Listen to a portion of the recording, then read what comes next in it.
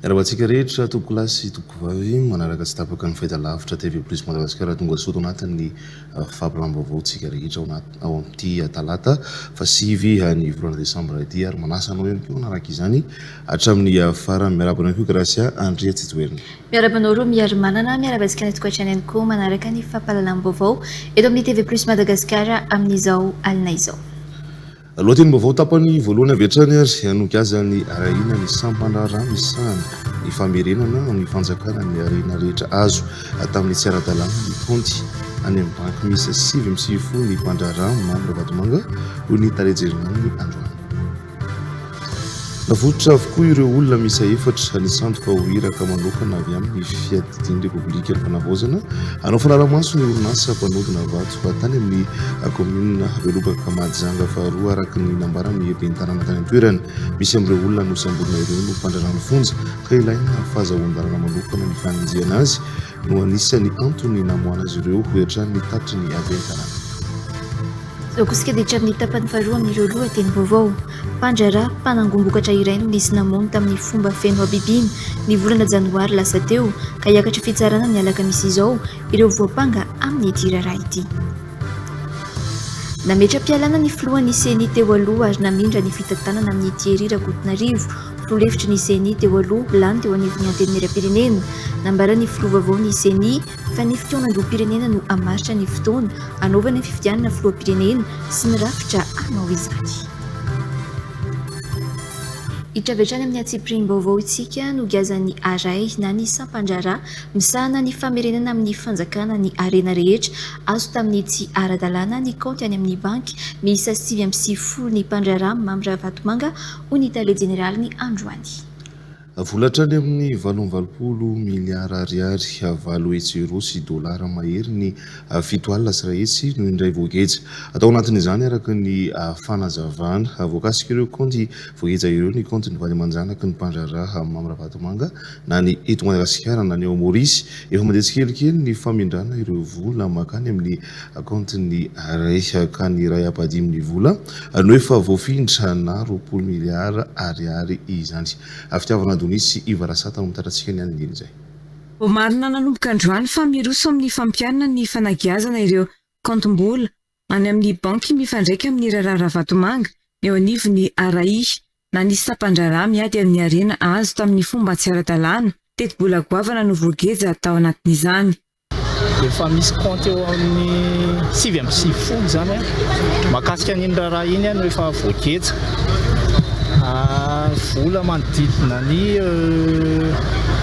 7 miliara ariary dia eo amin'ny 800 000 euros dia 175 000 dollars eo zany tsy teneniko ny atsipiriany ny zavy moreo zany fa makasika n'ireny raharaha reny zany voatazina voageja amin'izao fotoana izao ny ampahany amin'ireo zany efa tafafindra any amin'ilay compte de consignation an'ny aray ny ampahdininy eo zany eo amin'ny 20 miliara ariary eo ny ambony moa zany satria amin'ny abetsak'ilay vola moa zany dia tsy vita tonga dia ny anatin'ny ray andro fa misy procédure tsy maintsy arahana dia ho ampamitana ny famindanan'izay zany tsika amin'izao fotoana. Ratsehivana ny 12 novambra lasta teo namoaka ditiny teo anivony ny fitsarana mijirika ny golikoly na ny baky eto Antananarivo mikasika ny mpandrara Mambra Vatomanga.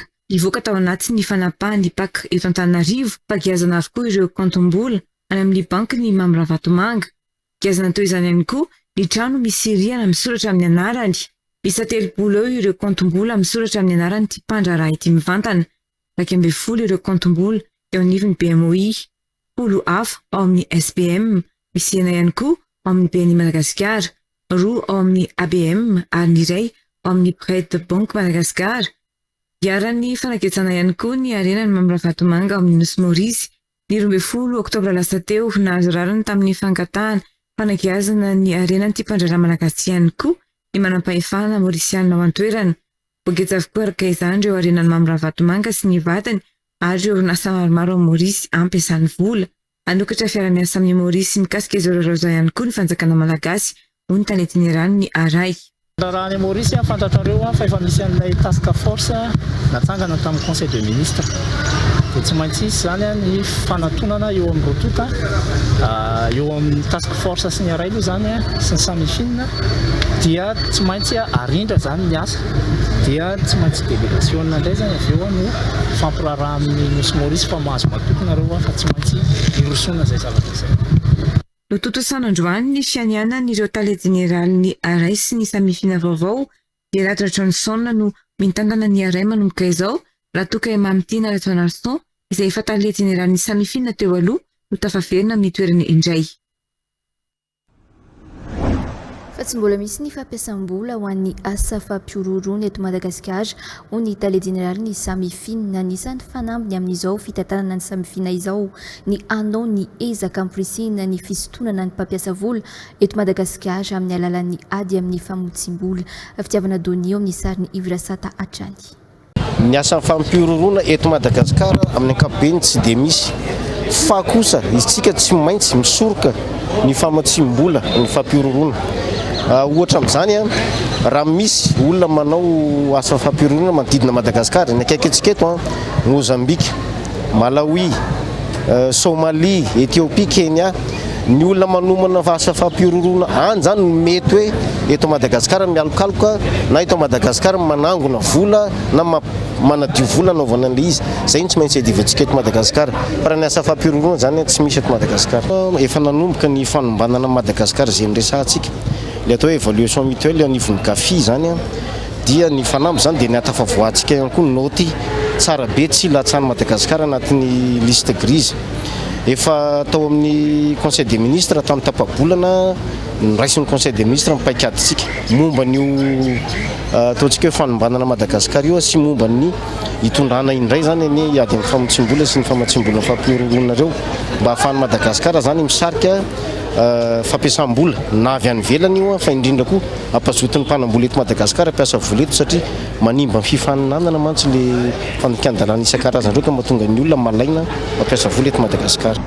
Mbola sakany amin'ny ady amin'ny kolokolo eto Madagasikara ny tsy fahasahiny ireo olona mahita na iaran'izany mitoroka ony teo anivon'ny bureau malio tena miady amin'ny kolokolo na ny Bianco. Atao ohatra amin'ny mety ho fahafantarana ireo nanao fitarainana no anisan'ny olana raha ny fanazavana tsy hita manoloana izany ny fomba ninjena ireo tompon'antoka amin'ny fanaovana kolikoly na ny fanampara-pahefana rehefa tsy misy ny fitarainana mivantana voaray efa misy anefa ny lalàna mamela ny fanaovana fitarainana tsy mitonona anarana hoe ny Bianco miantso ny rehetra masa hitoroka ireo endrika kolikoly sy fanampara-pahefana amin'ny asa-panjakana sy amin'ny sehatra rehetra roy izany ny Bianco anisany antony nanokafana ny fitoerana vaovao andraisana fitarainana sy anolorana torolalana ho an'ny mpanjifa ny eny Anosy. Mamitena ndrembololona eo amin'ny sariny Omegrany Avijano. Araiky amin'ny 20 taona taoriany ny voronany vao nisy ny birao fandraisana fitarainana voalohany nosokafana teto Antananarivo renivohitra. Hatramin'izay tany Ambohiboy ihany no nametrahana fitarainana izay nanasarotra sy namparisarisa ny fahasahiana mitoroka. Maro anefa ireo fitarainana hita miparitaka amin'ny tambazotra sosialy na ihany koa ataon'ireo olona amin'ireo haino aman-jery samihafa saingy tsy misy ny fitoriana mivantana voarainy Bianco mikasika azy ireny hatramin'izay raha ny fanazavana. Anisan'ny sakana ny fatahoran'ireo olona dia hitoroka ny hafantarana azy ireo. Nanamafy androany Bianco fa misy lalàna fandrehetra manao fitarainana sy mitonona anarana. Amin'ny ady amin'ny kolokolo zany ekena maneran-tany ny fametrahana fitarainana tsy mitonona anarana. Ohatr'izao koa possible tonga le olona fantatra ny anarana, fantatra le olona fa za tokony mba mangataka tsy mitonona anarana. Zay ny antsonay hoe volant gardé anonymat. Dia io tsy avoakanay na ny fitsarana azy ny anarany olona io fa fitarainana tsy mitonona anarana io makany asiany marika fotsiny hoe volant gardé anonymat. Anamorana ny fandraisana fitarainana momba ny kolikoly napetraka ny fitoerana vaovao izay anome sehatra ny fanehoan-kevitra fa ny olona mahazo torohevitra fanazavana momba ny raharaha ny aro-dalana momba ireo dingana ara-panjakana tokony arahina eny Anosy. Tafiditra anatin'ny dingana fanavaozana hoentina eto Madagasikara miompana amin'ny famerenana ny fatokisan'ny vahoaka ny fanjakana izany. Andro telo lehibe no iorenan'ny politika fanavaozana ny fanjakana ataon'ny fiadinan'ny fanavaozana ny repoblika ankehitriny dia mamaly aika ireo amena sy mampanjaka ny fitoniana eto amin'ny firenena mampiatra fanavaozana lalina sy maharitra hofandrenana indray fanjakana mikarakara fifidianana mangarahara ikeny rehetra ary tena demokratika.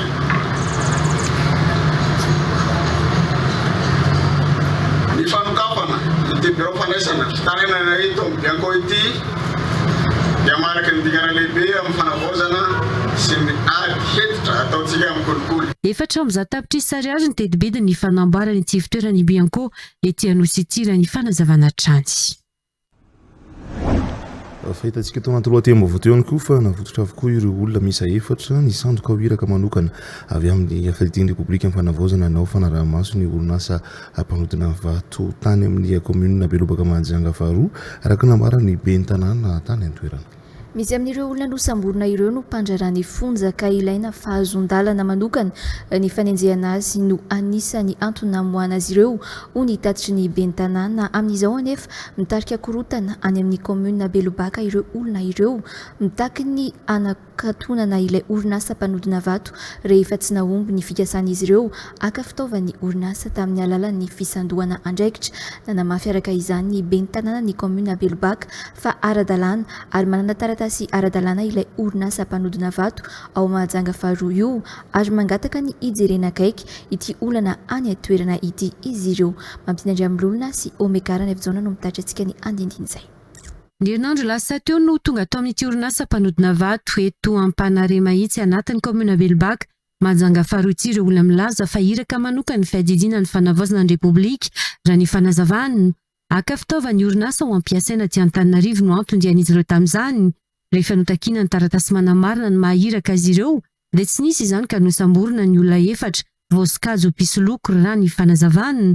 Efa navotsitra nefa izy ireo raha ny fampitam-baovao voaray ho ny ben'ny tanàna Belobaka. Ilaina fahazon-dalana manokana ny fanenjehana no ireo olona izay misy mpandrarany fonja raha ny fanampanazavana trano. Taoriana namoahana azy ireo anefa mitarika korontana any ampahery mahitsy ireo olona ireo miantsy ady ary mitaky ny anakatonana ny orinasa. Sitraka izay ary tsy manaiky misy ny fanakatonana izay eretreretin'ny olona visy hanakatona ny orinasa ity satria ity ny orinasa ivelomana eto. Faharoa manaraka an'izay mahakasika an'ireo olona izay minia manao an'ireo fietsika mamoafaty izay mitady fiatsiana dia manameloka tanteraka an'ireny izay satria tsy olona mipetraka eto amin'ny toerana ampaharoana olona hoentin-dry zareo mandeha manakirotana ny orinasa ty eto fa ny olona ponina eto dia izao olona hitantsika manatrika eto izao ny olona ponina eto. Ara-dalàna rehefa nandalo fitsiriana sy efa nanaraka ireo antanatohatra mifanaraka amin'ny lalàna ny fananganana ny orinasa mpanodina vato hoy ny ben'ny tanàna. Mangataka ny ijerena akaiky ity olana ny antoerana ity ny ben'ny tanàna ireo mpiasa ny orinasa ireo ponina ny antoerana. Mangataka ny fitondrana mpanjakana ambony mba hijera akaiky ireo olona izay nalefa tsy hay hoe nalefa na tsy nalefa fa mba hijera akaiky anara-dalàna io olona io mba handray fanapaha-kevitra amin'ny olona io fa lasa miteraka savorovoro ato amin'ny commune Belobaka. Mahakasika ny olona izay navorony tamin'ny afakomaly dia olona tsy ato amin'ny commune Belobaka ireo olona ireo tompoko. Mpiasan-jato ny anatin'ny distrika ny Mahajanga faharoa no misitraka asa amin'ity orinasa ity raha ny fanazavana trano. Lehilahy iray mpitrandraka vatosoa ao Sakomadinika tsara tanàna indray no nanao ampamoaka mahakasika ny herisetra ataona manam-boninahitra iray sy ny vady aman-janany ao amin'ny toeram-pitrandrana io iarany daroka sy fakanakiriny ny vatosoa voatrandraka ny akamaroan'ireo mpandrokarera ao amin'io faritra io raha ny fanazavana manakadalana amin'ny basy io manam-boninahitra io ary tereny tsy misy mivoaka ny vato raha ny fanazavana trany sy io na fampandrara vato iray hafa no efa lasibra toy izao ary ny tory io manam-boninahitra io teo aloha ary mety hiakatra fitsarana amin'ity herinandro ity izany efa maro nefa ny fanelanelana ankehitriny momba ity raharaha ity raha ny fanazavana tateriny centre de mondra miorana rindra TV+ Matona Zaka. Impolo tapitrisa ariary farafakely ny tombam-bidina vatosoa nalaina manam-boninahitra iray sy ny vady aman-janany tamin'ity lehilahy mpitrandraka tao Sakomadinika tsara tanàna faritra Betsiboka ity. Nambanana basy izy nofatorana ary nodarona. Tsy misy avelona ny fianakavian'io mpitandro filaminana io.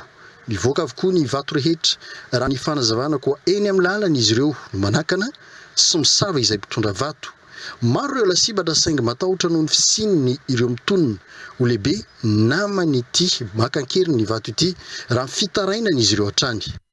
Dia ny fatoranjareo dia ny lakolakonjareo nenty zareo tany misale. Dia rehefa taty aoriana nalahelo aho sady mitondra tena ny tsabo tamin'ny dokotera. Rehefa 3 vola lasa zay nanamborana zareo anahy no nandakohero anahy dia niverina aho tao amin'ny karera. Efa nividy vato aho tamin'ny namako dia noentiko.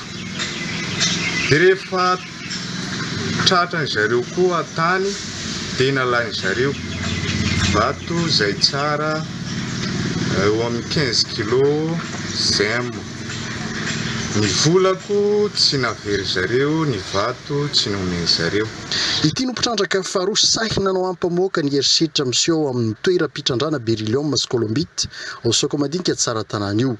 Tsy ahivina fa mitentina zato tapitrisa ariary ny vatosoa nalain'izy ireo ankeriny tamina mpandraraha vato iray hafa ihany koa nanao fitarainana toy izao ny herinandro lasa teo.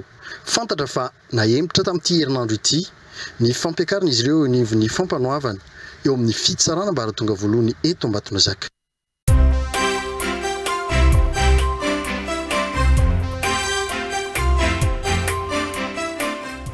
Fandarana manokana eto amin'ny TV+ Madagasikara anasana ny Yannick Ratsiraka sy Guy Maxime Ralaiseheno.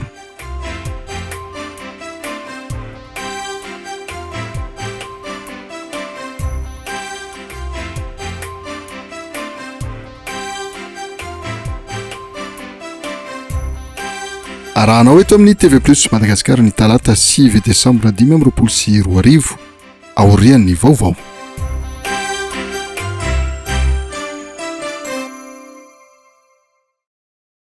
Mitorantsika tao anatin'ny fampiram-baovao mpandraraha mpanangom-bokatra iray no nisy namono tamin'ny fomba feno bibiana ny volana janoary lasa teo ka hiakatra fitsarana alakamisy izao ireo voapanga amin'ity raharaha ity. Nokapaina famaky ny lohan'ity mpandraraha ity ary no firaina ansiany koa ny tendany olona 7 no hiatrika fitsarana ny alakamisy izao amin'ity raharaha ity miantso ny fitsarana nao ny asany araka izany ny fianakaviany manana ny maty fitiavana doni eo amin'ny sariny Ivrazata. Monina tao amin'ny fokotany tsara rano commune Berovohitra ao amin'ny distrikana Maheva-Tanàna ilay mpandraraha nisy namono io. Idina Mamiarsono anarany noho ny fianakaviana maty novonoina tamin'ny fomba feno abibiny izy ny 9 janoary lasa teo. Tsy vao izao no nisy ny fofo ny Aindina efa nisy nanafika izy ny taona 24 fa tamin'ny tindra mitoraka ity tsy namelany ireo fahavalony raha tsy maty idiny. Tsy nisy nipika nefa ny vola teny aminy fa ny finday kosa no lasan'ireo namono azy. Niala tao an-trano izy tamin'ny 10 maraina ny andro sabotsy dia rehefa tany an-dalana izy dia nisy olona nanakana dia nitelika anazy tamin'ny fomba feno abibiana mihitsy namono zareo anazy rehefa izy andeha any tsara rano. Fa nanao nandeha ny mpanaradia dia nisy nahita n'ilay olona nisy rasy mitondra lemesy izay nitelika anazy. Ilay zareo tratra io dia misy anankiray indray tratra miteny olona nanarama-nazy hoe ilay mpandraraha ihany nanarama-nazy mpandraraha namanay ihany. Karamany folo tapitrisa io olona io nandeha nanatanteraka ny asa ratsy. Efa nisy ireo olona voaroa sy voasambotra tao anatin'izao raharaha izao na izany aza manainy sy ny valifaty ataon'ireo voasaringotra amin'ny tsiraraha ity ny fianakaviandina mitaintena ihany koa izy ireo sao afaka madiodio ireo olona iny ka iantson'izy ireo ny eo anivon'ny fitsarana nao ny asany ara-drariny. Any Maheva-Tanàna ilay raharaha teo dia lasa niakatra taty Antananarivo ilay izy dia aty no tsarainy. Dia mba mangataka aminareo izao mba jereo akaiky momba ny raharaha io fa izay dia mitaintaina mandry lavolo mihitsy ary tsy afaka mipetraka any mihitsy izay nefa any tena fitadiavam-bolanay rehetrarehetra. Hiakatra fitsarana ny alakamisy 10 Desambra izao moa ity raharaha ity. Fa enandro izay no tsy nandeha ny rano teto amin'ny fokotany Ambohitso. Ny amafony fahatapahan-drano teto Ambohitsoa tato anatin'ny herinandro izay mandany eo amin'ny 5,000 ariary isan'andro eo ny tokantrano iray mampividy rano. Tato anatin'ny herinandro vidiana 500 ariary mantsy ny bidon raha manakarama olona matsaka manodidina ny 3 alina ariary eo araka izany. Ny lany tokantrano iray amin'ny vidin-drano atao anatin'izay herinandro tsy nandehanany rano izay mbola endriny vahoaka ny Ambohitsoa ary mbola ampilaminana ny fangatahana natao hatramin'izay ny lehibe ny tany ahina kosa ny mety atezeran'ny mponina amin'izao amafy ny olana ny famatsin-drano izao fanazavana. 5 taona ny ijaliana rano ny fokotany Ambohitsoa efa lasa fahazarana ho an'ny mponina ety an-toerana ny fahatapahan-drano mandrindra ny amin'ny 12 alatra amin'ny 3 maraina eo ihany ny fotoana fandehanan'ny rano tapaka ny torimaso amin'ny mameno bidao isaky ny alina eny amin'ireo toerana fitsinjarana rano. Ny amafy nefa izany fahatapahana izany tato anatin'ny herinandro eninandro izay no tsy nandeha mihitsy ny rano teto Ambohitsoa. Voatery manakarama olona mampantsaka ny mponina. Misy ireo tokantrano no nalany 5,000 ariary isan'andro amin'ny vidin-drano, 500 ariary mantsy ny bidao iray, nefa misy tokantrano mila rano 10 bidao mahery ao anatin'ny indray andro. Manodidina ny 3 alina ariary eo araka izany no lany ny tokantrano iray tao anatin'izay eninandro na tapaka ny rano izay. Mbola endry ny vahoaka ny Ambohitsoa ary mbola ampilaminana ihany ny fangatana natao hatramin'izay hoy ny lehibe ny fokotany. Mbola tsy nisy fitokonana noho ny olanjiro sy rano ihany koa teto amin'ity fokotany ity hatramin'izay, tsy hainga inona ny mety ahatezeran'ny mponina amin'izao amafy ny fahatapahan-drano izao. Nanao atsisika izay no mahakasika na pétition ny rana tamin'ireo mponina rehetra izay angatahana amin'ny tompon'andraikitra ny jiramaso ny ministeran'ny rano zany mba hamahanana izay olan'ny rano zay satria tena mijaly torimaso tsy ampy torimaso zay aloha ny voka-dratsiny mitarika tsy fahasalamana dia hiaritra an'izay foana ve ny mponina n'Ambohitsoa fa eto dia manao antsoavy sy manao lakolosy maneno mihitsy no zany fanairana fa ny vahoaka n'Ambohitsoa dia mbola endry hatramin'izao ka izay zavatra izay nefa nataonay mpilaminana ihany koa ny fangatahana ny mba hamahanana izay olan'ny rano izay mba handeha izy amin'ny andro atoandro. Tsy mitsahatra ny manao antso avy amin'ny famahana ny olan'ny rano ety an-toerana, indrindra ny fampandehanana ny rano amin'ny andro atoandro moa ny vahoaka ety an-toerana. Tsy maintsy tafapetraka ny sekretera-panjakana miadidy ny fandraharana ny fonja aorian'ny fitoanan-doha-pirenena satria efa tafiditra ao anatin'ny protocole d'accord ny fanarahana tamin'ny ministeran'ny fitsarana izany hoy ny sendika ny mpandraharany fonja.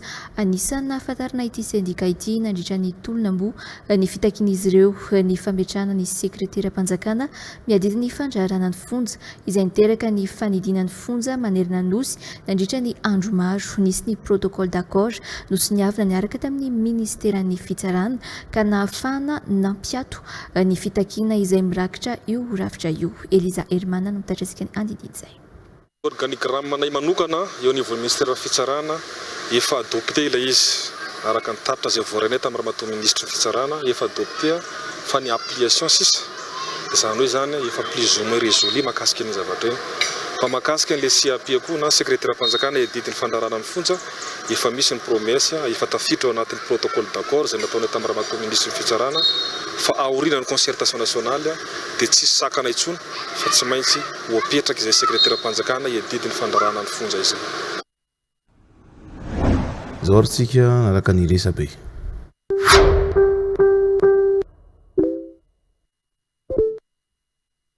Ny pejy 24 heures mada nahitana fatana ankizilahy manodidina 12 na 14 taona teny akaiky ny Hotel Sky Blue Akadindratombo bypass io maraina io mbola tsy hay ny zava-mitranga fa efa tonga teny an-toerana ampitandro filaminana. Ny pejy 24 heures mada nosy isakaty miverina amin'ny vahoaka ny tany anisan'ny nosy nanana olana ratany maharitra taona maro. Ty nosy ity nisy ny fanapahan-kevitra avy amin'ny fanjakana fa foanana ny bay mijanona ho an'ny fanjakana ny tany fonenana sy ny fizahantany ary averina mponina ny taniny amin'ny alalan'ny odokna ny opération domaniale la concertée izay amin'ny sandam-bola 10,000 ariary isaky metatra tora-droa. Ny vondrona fifamoivoizana eto Madagasikara tranga mampalahelo mankaherin'ny tompony.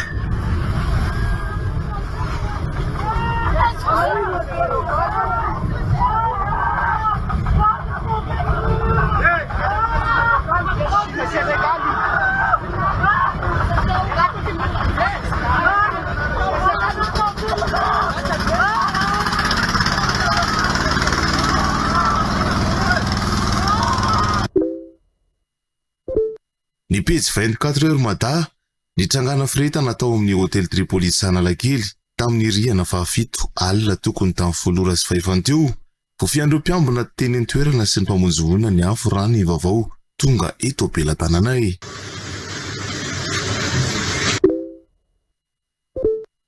Ny pejy 24 tafaverina ho taleny eo amin'day Ihaja Ranjarivo. Tapaka ny filakevitry ministra Omaly ny fanendrena ny Ihaja Ranjarivo ho taleny eo amin'da ny sorony fitondrana teo aloha izy izay niteraka savoritaka teo amin'ireo mpanakanto. Ihaja Ranjarivo izy moa manampahaizana momba ny zo ny mpamorony.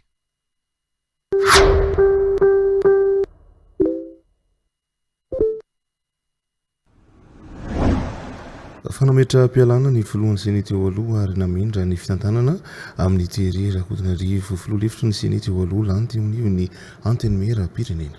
Nambaran'ny filoha vaovao seny fa ny fitoanan-doha-pirenena no hamaritra ny fotoana anaovana ny fifidianana filoham-pirenena sy ny rafitra anao izany lara-pahamehana ny fitoanan-doha-pirenena ho an'ny seny tafiditra ao anatin'izany ny fanatsarana sy ny fanovana amin'ny didy amandalana mifehy ny fifidianana anisany hotsindriny manokana ny lesoka amin'ny lisy-pifidianana ny elanelana goavana amin'ny teti-bola ny samy kandida ny fampiasana vola-panjakana. Dahorantsika ny fanazavana mahakasika an'izay.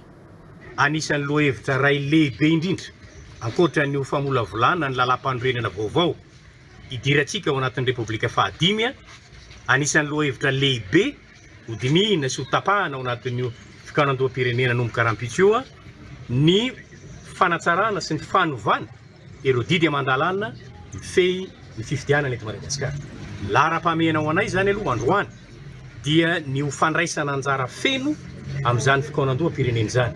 Ny fitondranay ny traikefa sy ny fahaiza-manao anay anampiana ny vahoaka malagasy mba ametrahantsika miaraka izay lala-pifidianana tena ahafahantsika hikarakara fifidianana madio zay eto Madagasikara.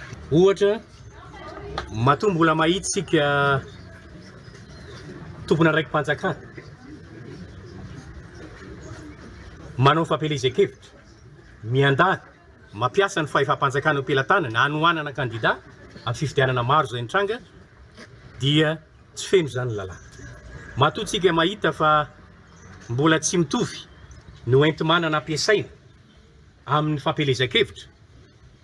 Sasany mampiasa hatrany amin'ny 300 lavitrisa, ny sasany tsy manana fa tsy 100 tapitrisa. Matoa mbola misy zany izay zavatra miteraka tsy fitovian-jo ny kandida manoloana ny fifidianana dia tsy feno ny lalàna.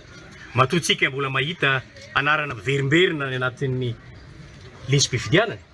Matoa isika mbola mahita fanapara-pahefana, halabato isan-karazany any anivon'ny fifidianana tsirairay avy any dia tsy feno sady tsy mazava ary ndraray ihany koa tsy afiarina ny lalàna misy. Ezahana ny anatsarana an'izay.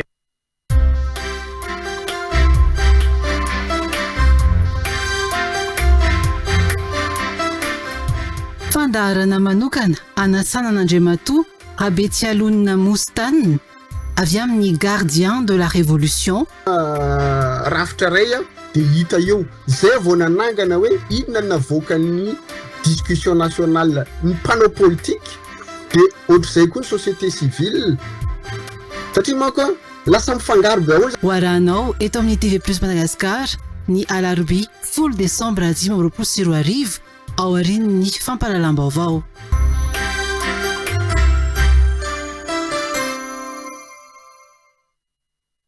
Rahampitso alarobia kosa indray ao aorian'ny fampahalalam-baovao narahanao ny fandarana manokana izay nanasana ny Mostanina Rabetsialonina izay gardien de la révolution. Mbola tao anatin'ny fampahalalam-baovao hatrany isika tao aorian'ny Moramanga ny tanterahana tao Toamasina ny 5 décembre lasa teo ny lanonana ofisialy fanolorana medaly ny asa ho an'ireo mpiasa ny Ambatovi miasa ao amin'ny usine misy 920 ireo mpiasa ireo no nomena voninahitra notrony ny mpitantana ny orinasa ny Ambatovi ireo manam-pahefana ao an-toerana ary ireo fianakaviana tsirairay avy maherin'ny 900 ny mpiasa ny Ambatovi dia malagasy avokoa ankehitriny raha ny fanazavana trantatery ny Abrahamrazafy eo amin'ny sariny Arvidy Rakotomanalina. Lanonana lehibe fanomezan-daza ny asa sy ny ezaka ataon'ny mpiasa Ambatovi nitotozany 5 décembre teo tao Toamasina. Ho an'ny usine Ambatovi dia nisy mpiasa 920 nahazo medaly ny asa tafiditra amin'izany 750 nazo metaly alimo, 420 metaly volafotsy, ary Pasay iray no tolorana metaly alimo sy volafotsy miaraka. Andro isan'ny manandanja tokoa an'Ambatovi moa zany ny andro androany satria androany no natatosana ny lanonana faharoa amin'ny fanomezana ny mari-boninahitry ny asa ho an'ireo mpiasa eto amin'ny ozinina Ambatovi eto Toamasina. Misa 950 sy 900 izy ireo no mena medaly alimo sy medaly volafotsy amin'ity an'ioty. Izany moa dia mariky ny fankasitrahana ny asa tsara izay nataon'izy ireo nandritry ny taona maro tato anivon'ny orinasa, ary indrindra ihany koa ny fandraisan'izy ireo anjara tamin'ny fampandrosoana ny firenena satria dia tsara tsahivina hatrany fa Ambatovi dia isany mandray anjara lehibe amin'ny fampandrosoana ny toe-kareny Madagasikara.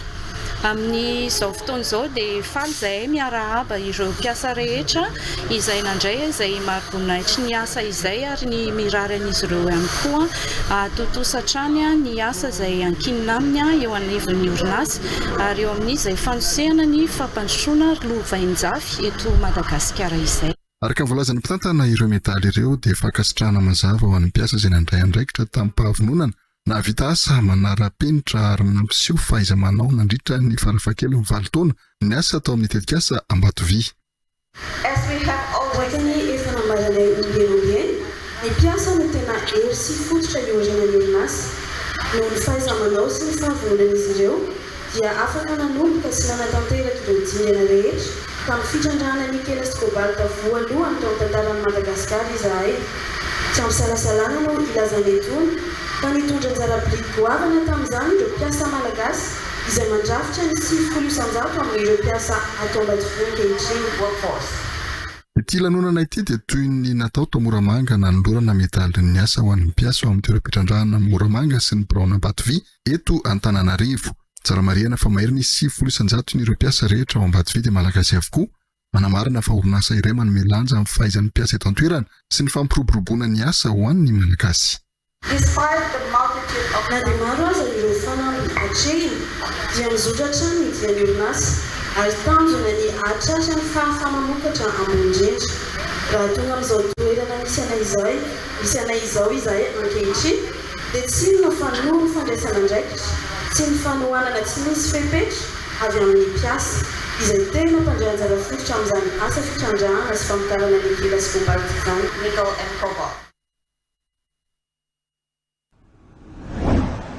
Voninahitra ny andray ny mpizahatany na vahiny na malagasy ny mpitsangatsangana te hiala voly te AKN noho ny vokatra ny rotoroto ny renivohitra ny domaine de l'Ermitage Mantasoa fatandaza maneran-tany ny hôtel Ermitage ary efa nahazo ny medaly volamena avy amin'ny Fédération Internationale du Tourisme.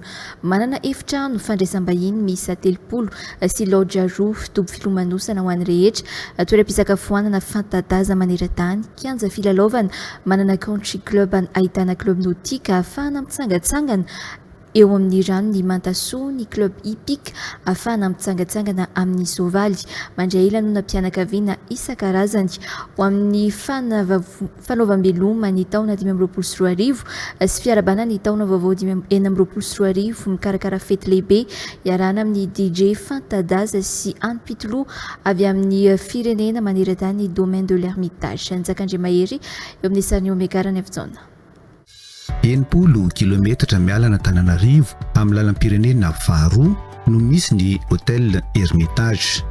Minitra vitsy miala ny commune Ambatolaona ary efa tsara dia tsara ny lalana. Mazava ihany koa ny lalana satria misy hatrany ny fanoroana.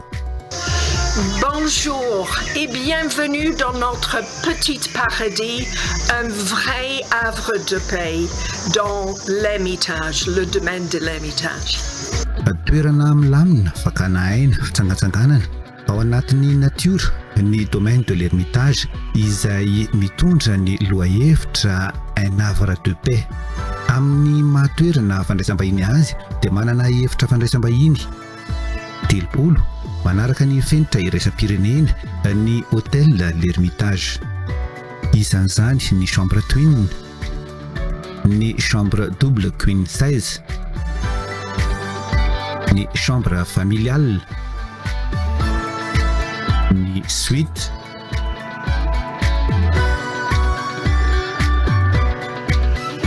raha mpinamana maromaro sy fianakaviana maro dia efa misy ny lodge miisa 2 izay eo amorony ranony Mantasoa mihitsy eto amin'ny hôtel l'Ermitage hatrany izay afaka anaovana feu de camp sy sakafo manokana.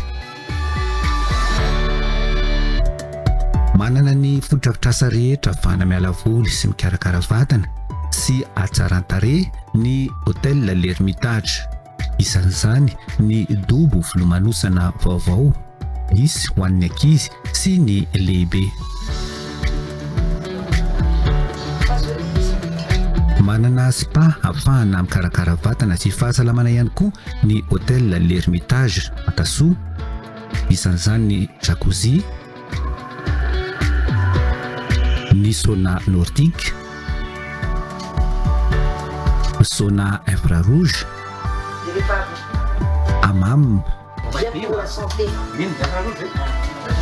Eo ihany koa ny toerana fikarakarana volo sy endrika. Ato amin'ny hôtel Hermitage zany tonga ato isaky ny week-end mandray olona resaka coiffure io, fa afaka ihany koa any amin'ny centre Gaia Androibe no tena fiasako andavanandro, dia afaka makany ihany koa ny cliente.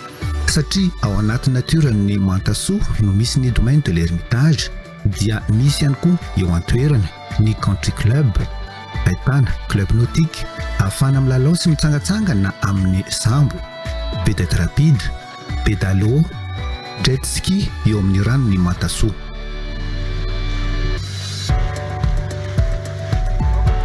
Eo ihany koa ny club hippique ahitana ireo soavaly ho an'ny ireo mpitsangatsangana sy mpitsidika.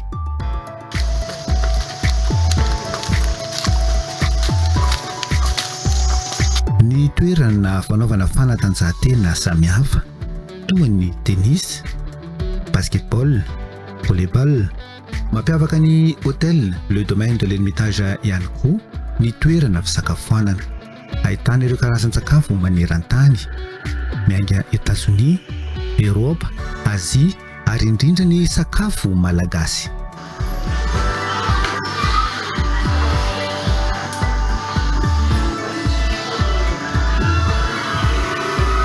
Ankoatra nefa naraisan'ireo chef fanta-daza maneran-tany, efa maro ihany koa ny chef fanta-daza eto Madagasikara no efa niasa sy nandrato fahaizana atao amin'ny domaine de l'Hermitage.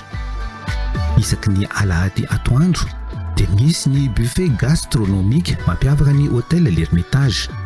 Ahitana ireo sakafo avy amin'ny firenena rehetra maneran-tany, hatramin'ny entrée froide, résistance ary ireo tsindrin-sakafo maro isan-karazany. Ankoatra ny toeram-pisakafoanana lehibe, manana toerana filanonana lehibe afaka mandray olona hatramin'ny 200 isa ihany koa ny hôtel l'Hermitage. Mandray fivoriana, afaka mandray lanonam-pianakaviana manokana ihany koa. Mikarakara lanonana maro toy ny fitsenana ny taom-baovao ihany koa ny hôtel l'Hermitage isan-taona.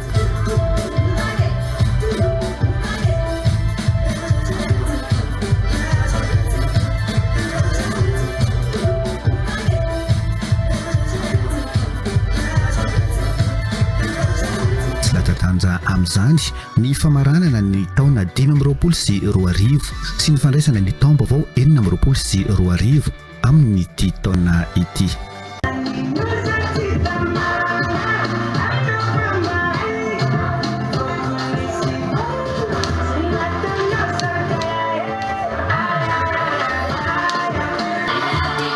N'oubliez pas de faire votre réservation pour cette fête de Noël ainsi que la fête de Saint-Sylvestre chez Hermitage.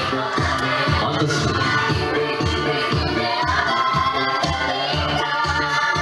Une ambiance conviviale et une ambiance familiale. Manome fotoana ho antsika ho amin'ny famaranana ny taona 2020 sy 2020 sy fiarabana ny taom-baovao 2020 sy 2020 izay afanen'ny EDG fanta-daza sy sakafo any Petlo. Arak'izany ny hôtel l'Hermitage ny 1 Décembre ho avy izao. Bienvenue au domaine de l'Hermitage.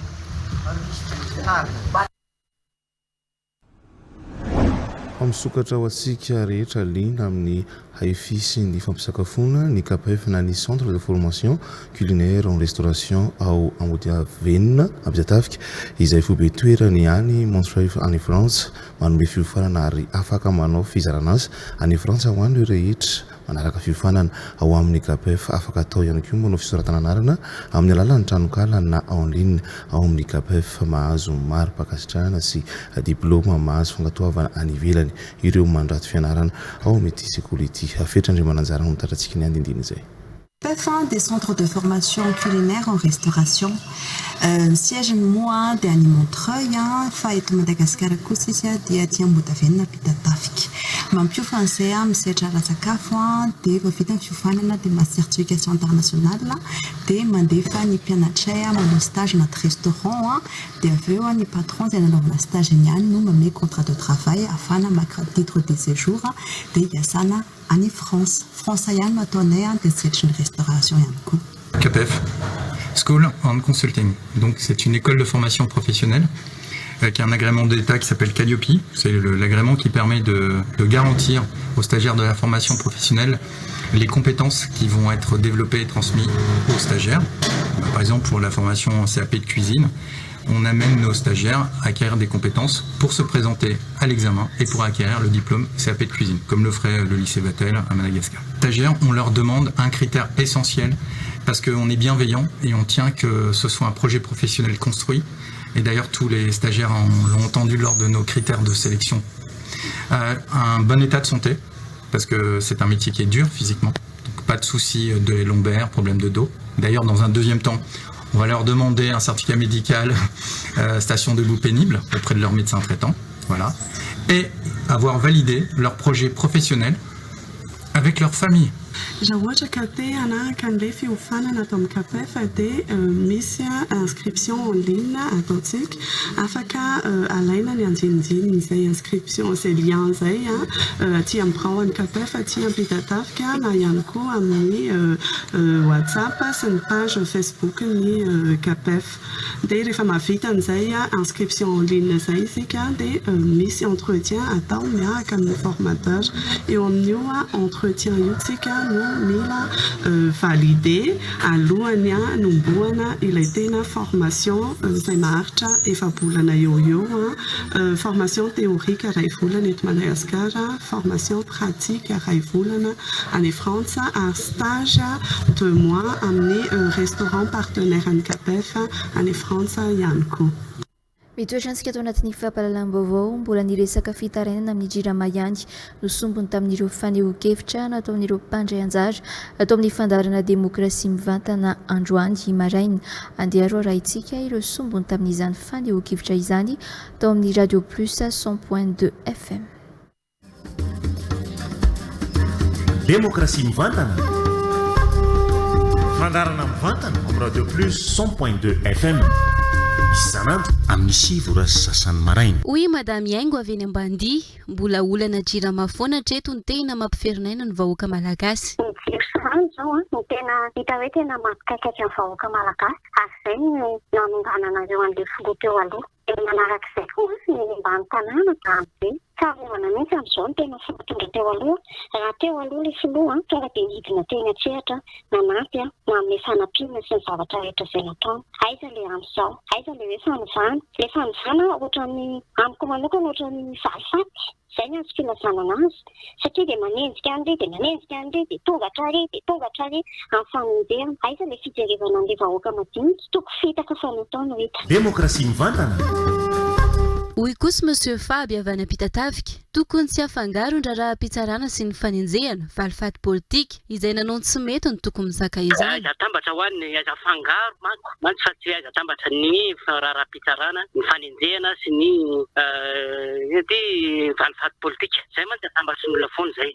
Rehefa nanao tsy mety ianao teto amin'ny firenena dia mba zakao ilay izy ao anatin'ny fitondranao nahatra ny firenena, ny vaovao mandeha, vola be any andafy any izay tamin'ny fitondranao. Dia rariny ianao raha ohatra ny adiadiana amin'izany tsy fahamarinana tamin'ny fitondranao firenena izay. Demokrasia mivantana. afaka manofy fa tsy afaka manantena anaty lalam-panorenana isika zao hoy monsieur Rasolo avena 67 hectares. Isika eo afaka manofy fa tsy afaka manantena. Marina daholo voalazanareo rehetrarehetra talidy ane zao e. Hoenjentsika le olona tsika ane anaty lalam-panorenana. Le olona ohatry andrenana na ministra na député na misy lalàna hafa tribunaly hafa nisy aranazy ka azafahana an-dalitra ho ale vahoaka hoe mody atao amin'ny mpianatra manano. Démocratie mivantana. Fandarana mivantana amin'ny Radio Plus 100.2 FM. Isanandro amin'ny sivora sy sasany maraina. Waratsika izao ireo vaovao tapatapany. Andray anjara amin'ny fikanondom-pirenena tariny FFKM tanterana manomboka rampitso ireo antoko politika nanatanteraka fiaonana ho fiomanana amin'izany androany. Manana tolo-kevitra afaka hoantina amin'izao fanavaozana apetraka eto Madagasikara izao ireo antoko politika ireo mpitarika vondrona antoko nivory androany. Hatreto tsy mbola hita soritra ny tena fanavaozana tanteraka amin'ireo karazana fanindrena tompon'andraikitra ambony eto amin'ny firenena ka ilana fieverana sy famidinena miaraka. Manana tolo-kevitra ireo vondrona antoko politika ary miray feo amin'ny fehi-kevitra izay hoentina amin'ny fikanandoha amin'ny pirenena. Tena ilaina araka nambaran'izy ireo ny fampiresahana samihafa isy ny fanavaozana eto Madagasikara. Dia fampitovisa hevitra hiatrehana an'ilay fikaonandoha pirenena zay hatao eto amin'ny firenena. Ilaitsika zany zay satria zahay mpanao politika dia mitetika sy mikendry hoe ahoana ny ampitovisantsika hevitra ho tombotsoan'ny firenetsika. Fa na izany na tsy izany, manan-javatra etaeta koa zahay sy faniriana ho tianay ho tanteraka eto amin'ity firenena ity. Bitaraina noho tsy fandriam-pahalemana ny mponina amin'ny komina Maromitety, distrika Ambavantenina, manjaka ny Aratromby ao an-toerana, miantso ny mpitondra fanjakana andraindraikitra ny mponina ao an-toerana. Ary fantotra anay ny omby agnatin'ny fokotaninay to akato. Raha fitato afara, nisy zany recherche nalefa radio. Ke kanjo zany aomby io, ny alataka ny tantsabo, takagny zany aomby io, narorony tato ambalahomagna, dia hitan'olo. Ary voaositra Black Rose. Tena ny fantaran'ny fokon'olo ananjy fô halatra aomby to. 27 septembre 2025 tia nisy tranga toy izao tratra tato Morafeno amin'ny commune Rala Maromitety. Tamin'ny 27 novembre ihany koa ny fatakarana izao halatra omby zay iverigna fa efa raindany amin'ny ity paikady fangalarana omby ity satria iaomby efa hitanao fotsy mainty io na mpianingary Black Rose zay zany agnisan'ny atao hoe ampitrekefa anazy amin'ity tranga somary hafahafa ity ko dia raha toka ilaigna tokotra ny fagnovagna sy fiovagna dia tsy tokony apetra mora na hoe amela maigna ny tranga tahaka regny satria mandratsy lavolao ny vahoaka ary mikorontana ihany koa ny fandriampahalemagna aty amin'ny commune Rala Maromitety.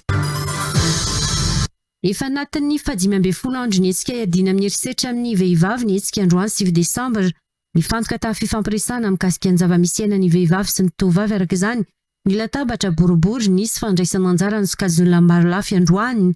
Ho an'ny eto Madagasikara mantsy vehivavy iray amin'ny telo no hiara ny herisetra indrindra ny tanora tsy maintsy resahana nefa ny herisetra eny amin'ny fiarahamonina mba hampirisihana ny olona hitorika ireo endrika herisetra miatra aminy na hita eny anivon'ny fiarahamonina. Mbola olana ny fieverany ankamaroany malagasy fa efa anatin'ny fiainana ny herisetra.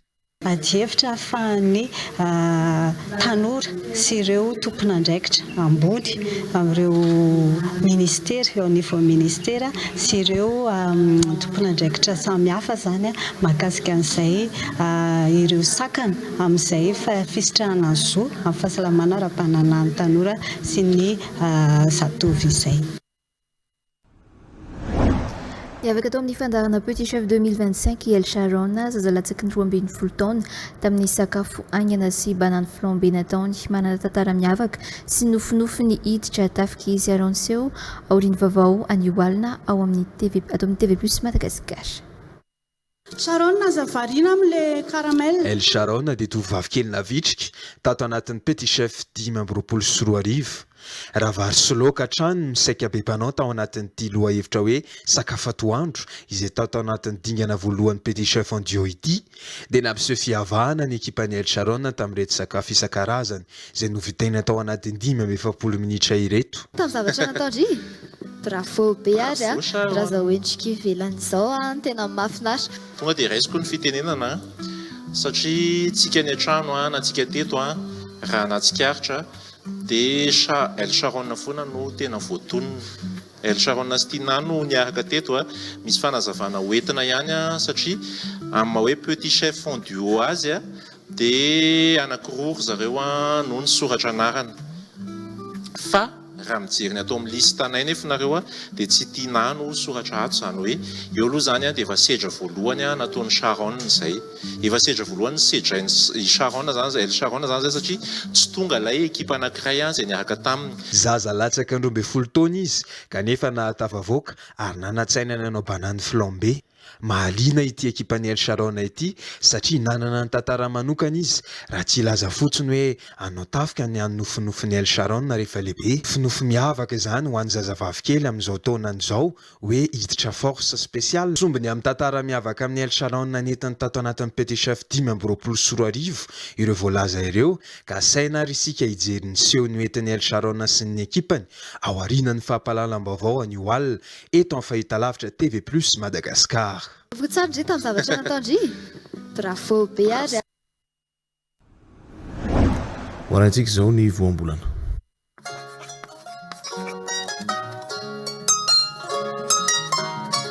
Androany dia ny voambolana hoe fanjava indray no andeha ho fantarina ny dikany. Ny hoe fanjava dia voambolana nampiasain'ny malagasy hiantsona ny vola tamin'ny andro fahagola indrindra ny vola vy. Piastre ny dikany amin'ny teny frantsay tamin'izany. Fotoana mitovy amin'ny faharetan'ny fiodinan'ny volana amin'ny tany ihany koa ny fanjava ho an'ny foko antaimoro. Raha ho an'ny foko mahafaly sy ny foko sakalava kosa dia hoentina ilazana fitsaboana aretina ho amin'ny kibo ny fanjava. Izany hoe contre les douleurs abdominales et les coliques amin'ny teny frantsay. Voambolana izay hitantsika ohatra ao anatin'ity fehezanteny manaraka ity rehefa amin'ny teny malagasy. Sarobidy ny lanjan'ny fanjava teo amin'ny tolo malagasy ka nataony zava-dehibe toy ny harena manakasina amin'ny manana azy. Hitantsika ihany koa voambolana ohatra ao anatin'ity fehezanteny manaraka ity rehefa amin'ny teny malagasy. Mba ahoana ary nahafantarana ny fanjava sandoka taloha no kakerina ve ilay vy fa nataloana ankehitriny dia aleo foana marina tsara ny vola rehefa mikirakira sy mandray azy.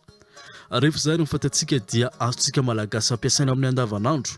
Amin'ny tokony ampiasana azy ity voambolana hoe fanjava ity fa tsy voatery teny hoe vola foana koa rehefa amin'ny teny malagasy.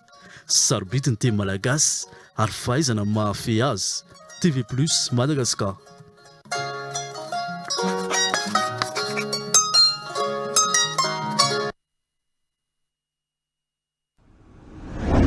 Fotoana kosa izao hijerentsika indray ny eo ara hoe Orange eo anilanao n'olitra ao anao. Moteur action. Volona tsara nareo. Hianatsika. Tsy tilaina kahe sitolo zany hianatra mangataka tsy mila sitolo sy kahe fa enovotsiny ako dia vereno. Reo misy olona tala le gladilady le be costard be sy madamadamy reny dia zao teny alla mangataka re tompoko fa tsy nihinan-kanina zay tompoko evatsiny tamin'ny alino vereno hoe mangataka zay tompoko fa tsy nihinan-kanina zay tompoko evatsiny tamin'ny alina ataovy mangovingovotra tsara dia ny amin'andray efa herinandro zay tsy sakafo tompoko fa mba mangataka zay mamanetsy dadanay tsy mikaramy fa mba mia zay re tompoko dia ny anay ihany mangataka zay tompoko fa tsy nihinan-kanina zay efa herinandro fa somary manao mampanahelihely kely mamanay tsy mba karama mihitsy omena hanao anay mety tsara zay ataovy koa ny elona hoe mangataka tompoko hoe mangataka zay tompoko mba mia sakafo zay tompoko mba mia sakafo zay tompoko zay fonareo fa tsy maninno zay fonareo fa tsy maninno fa zao rehefa misy manome sakafo re hanina masaka aza mihinana na tonga dia otomany dia motorany dia motorana za ma tsy maintsy mijerijery anareo ary foana ako mba tsy maintsy mijerijery dia zamiko lavitra mihitsy dia fa misy an'le mba le tanana le be costara be reny dia le madamadama maingomaingo reny dia reny angatahany reny manao na madame Posy naonareo ay salama zay fandraisanao am'ireo zazy reo zany mampianatra an'ireto zanako reto ka ampianarina mangataka ampianarina mangataka ao na fa za ampianarina zany nikizy fa aloha zareo andeha hianatra fa mbola zaza tokony hianatra eo andao eto le sarety andao hitana entana efa taraiky be efa najanoko le sarety najanoko a versement ty fotsiny zao dia efa ofana sarety indray andro tia mahita 50 000 indray andro dia najanoko tsy asa tsony zany ianao tianao tsy asa tsony taloako ary tao dia manaramaso an'ireto tena zanako reto fotsiny ako efa mahay mangataka daholo reo ianao raha dia tsisy tera mihitsy le lala be ohatr'ireo anao dia ireo zaza ireo nampangatahnao dia ianao tsy asa fa anao kavelona fotsiny zaza mbola tokony hianatra ireo dia ampiasainao ohatran'izany raha zao ireo dia efa zarinao mangataka dia angataka foana ireo mandra-palehibe ihany tsy misy zavatra hovanina mihitsy ny fiainany raha izany manina raha mba ianao mesa zao tokony mamela andreo mampianatra an'ireo zaza ireo tsy ilaina tsy ilaina mianatra zany tsony rehefa tao dia fitadiavana vola zao fa fiainana fa sarotra nanambarako am'ireo tena fa sahirana mihitsy ako zao reo misy firiko mamangy efa be vokany zao any sady nareo miteraka tonga dia miteraka be dia be nefa tsy mahavelona tsara an'le zaza kory jereny ke zareo raha tsy mampalahelo fa firy ray 2 3 4 5 efa enina zany velona foana reo tsy malala ny soratra masina dia mitiara dia mamenoa ny tany dia nareo mbola tsy ampy fito ary reo andao andeha asa fa za miretirety eo ka andana tsy mavita zany tsony aka reto zanako reto nefa tena fa formeko tsara fa tsara forme tsara reo tena marina ve zany tena marina zany sady madama koa fa tsy mety miasa tsony toriko anao raha zany ry ray aman-dreny aza ampianarina fomba ratsy ny zaza zon'ny ankizy ny mandeha mianatra coupé dans la boîte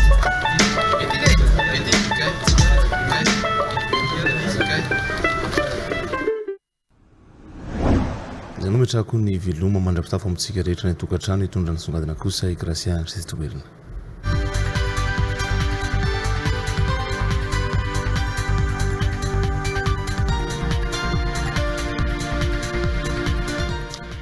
tonga eto Madagasikara ny alahady 7 desambra 2024 lasa teo iaro Razanakoto izy izay tompon-daka maneran-tany eo amin'ny familina Porsche GT4 efa nibatany amboara intelo misesy amin'ny fifaninana familina fiarakodia sokajy GT4 iaro Razanakoto tonga nitsena azy teny vato ireo mpakafy sy ny filohan'ny fédération na sport automobile niaraka tamin'ireo mpiondana kodiarana efatra sy kodiarandro Marcelin Ndriambovonjy no mitatresika izay sonadina izay. Fito taona sy tapany no niala teto Madagasikara iaro Razanakoto ary nandray anjara tamin'ny fifaninanana fitondrana fiarakodia maneran-tany mitondra fiara Porsche GT4. Fito taona sy tapany teo zay niala teto farany. Tao anatin'ny tontolon'ny korsa foana nandritrizay tsy namoaka hoe mpanao korsa tamin'izay fa tao anatin'ny fandinana.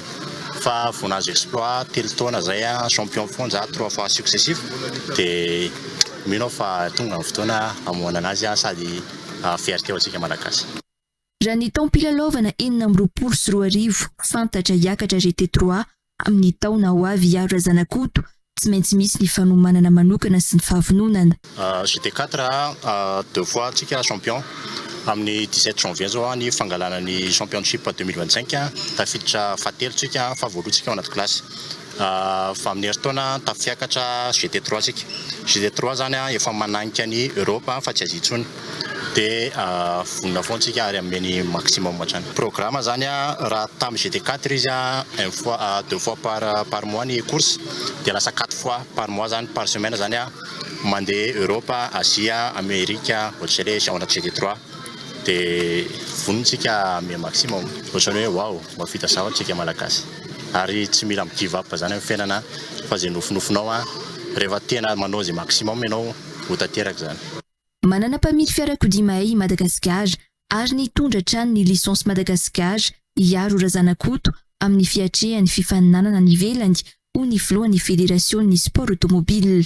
dia zava-dehibe ho an'ny fédération-ny sport automobile malagasy ary anisan'izany no mikarakarahanay angambany eo amin'ny sakosiny eo zao ny lisansa gasy izay nomen'ny fédération malagasy azy tamin'ity taona ity tsy niazakazaka fa tsy tamin'ny couleurany gasy izy dia deraina manokana izy satria na any amin'ny resaka salaire ara rehefa nandeha tamin'ny lisansa malagasy izy mitondra ny anarana malagasy dia lasa tsasakarama sisany ndraisiny isorana be zany satria fitiava-tanindrazana fitiavana ny tany levi dia misaotra azy tsika dia makasitraka zany moa no mahatonga ny ray aman-dreny ministera to ny DG maromaro staff ministera zany tonga angatahan'ilay fédération mihitsy tonga manotrina zao fahatongavany aro zao.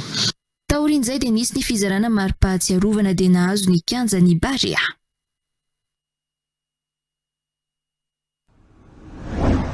Dia izay no koa netiko marina ny fampahalam-baovao amin'ny ity alina ity mankasitraka antsika nanaraka izany hatramin'ny farany. Veloma tompoko.